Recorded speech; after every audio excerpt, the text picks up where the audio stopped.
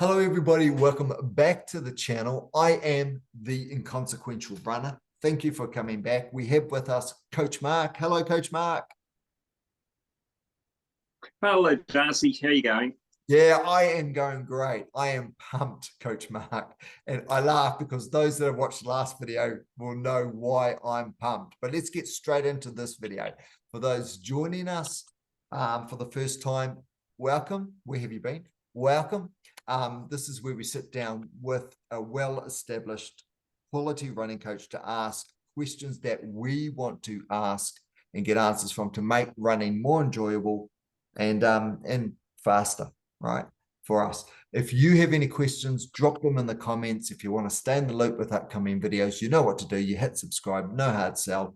And it's a great little payback. If you found something in this video that was really important and insightful for you, just click the like button. It's good for us, and it's also good for you, because if you want to go back and find it, it's the videos that you've liked that will pop up. You can filter that way. Okay. With no further ado, let's get into the question. This is the big one. This is a big one, Coach Mark. I want to understand the importance of balance, and I want to put a little bit of context around that. Now, I know this is going to be a short video, and I won't spend too long building the context, but let me just share this and then get your insights. This is it. I used to do some BMX racing, even up to quite recently in my life. I was competing in the 40s and the 45s. And in BMX racing, it's a short track. It's 400 meters, there or thereabouts. Who gets to the first corner first? You have an 80% chance of winning the race from that point. You've got an 80% chance of getting to the first corner first if you get a good gate. So when they drop the gate, riders ready, watch the lights, the gate drops. If you get out of that gate first, then you've got an 80% chance of getting to the first corner first, which means you got then an 80% chance of winning the race. So then the gate itself becomes crucial. And what I found on the gate was the better balance you have on the gate, because your feet aren't on the ground, you're balancing on a stationary bike on the pedal. Yes. Better balance, the faster and harder you can put down the power to get out of the gate. Coach Mark, I'm going to throw to you now. How important is balance in running? And if it is important, and I suspect it is for economy and for power, but I don't know, Coach Mark, that's why I'm asking you. If it is important, how can we improve our balance? Is it important? And if it is, how can we improve it? Coach Mark, with you. You are actually exactly right. It is incredibly important, balance, just as it is in BMX racing, because you have to generate all this power going forward. So if you don't have the balance to hold yourself upright and in position, straight position, leaping from one leg to another, then your energy is going to dissipate. You know, you're going to at best you're going to lose energy, and at worst you might end up with an injury because you put your foot down and everything might be a bit out of kilter. So yes, it is vitally important. Yeah. Funnily enough, when you mention BMX racing, because there's two types of balance, and they're both very different. You can be really good at one and not good at the other. Oh, go on. And BMX, so BMX racing is one of them, where you have to balance on an unstable platform.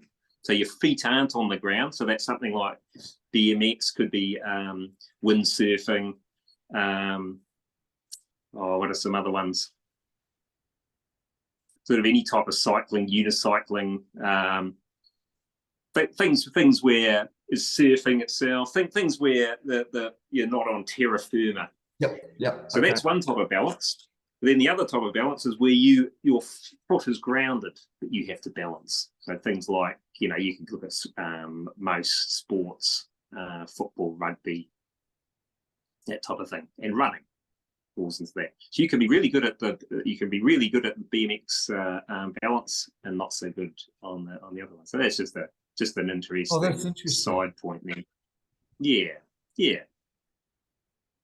But basically, there's some simple things you can do to help you balance. Because if you can't balance on one leg. So stand on just one leg and put the other knee in the air, as if you're in a running pose. In the old days, where they used to take photos of runners before they could photograph moving pictures, and people had to pretend they were running. Those early photos. If you can't do that and balance and stand upright, your chances of being able to have perfect balance leaping from leg to leg are nil. You're not going to be able to do it properly. So that's a very good place to start in terms of an exercise you can do. Okay, so does that tie Yeah. to a loss of efficiency and potential injury? So you're saying if people right now stood up and did a self-test, foot on terra firma, other knee up in the air, and they tried to balance on one leg, and if their balance isn't so great, that's their opportunity to improve the balance, to increase efficiency and potentially reduce injury. Is that sort of what? Okay, all right. So how do we do that? That's right. Sold on it. Well, doing that exact exercise is a good place to start. That makes sense. I feel like I just walked into that. Okay. It's like someone said to me once, "How do I get better at running up long hills?" I said, "Well, you've got to run up a few long hills." Okay. So that's a simple thing you can do. If you can do that for 1 minute, without moving, ideally, so you can start off doing it on shoes, and then gradually move to bare feet. Yep. And just stand without wobbling. And then if you can do that, then hold that position and actually start moving your arms as if you're running. Okay. Because that makes it a bit harder, does it? It does, because it makes it harder, and also it's running specific because you're pumping your arms as you run and you have to balance. But as you pump your arms, it changes the point of balance because your weight shifts a bit. And as you're doing that, so you're just focusing on balancing, so you're feeling the ground under your feet, but your foot has to be in the right position. The muscles that support your knee have to be firing to stop that all wobbling out of place. Your hip has to be nice and strong and straight, so that you're nice and tall. You imagine you got that piece of string attached to your head, or helium balloon, I think I've said in the past, when you're running, applies to that. So that's a really simple exercise you can do, and you'll probably find you're better on one leg than the other. Most people are. So you want to even those up. You want to. It's better to have even balance than be very balanced on one leg and not balanced at all on the other. You're actually better to be evenly imbalanced. Still spend the same amount of time on both legs, so 1 minute on each leg as you're doing it, and will the difference then dissipate? It will. The weaker side will catch up, and the stronger side will just maintain what it is. Yeah. Okay. Perfect. So very, very simple exercise. You can do that one anywhere. You can do that at supermarket checkouts, or waiting for the kettle to boil, or at the photocopier at work.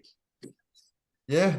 Just standing on one spot. So the easiest exercise to do. Perfect. So that's one. Yep. I call them in front of TV exercises, where I can watch TV. Yes. But still categorize myself as training. It adds to the training. Yeah. Sorry, Mark. Yeah. What else were you going to say, Coach Mark? Yeah. So standing on one leg is one, and then another one is actually standing on one leg and actually moving the whole body. So that adds in another sort of variable of difficulty, incremental difficulty. And a very good exercise there, which I know I've had you doing, Darcy, is a one-legged squat and a diagonal reach forward. Because as we run, we do a slight twist. So again, it changes the point of balance.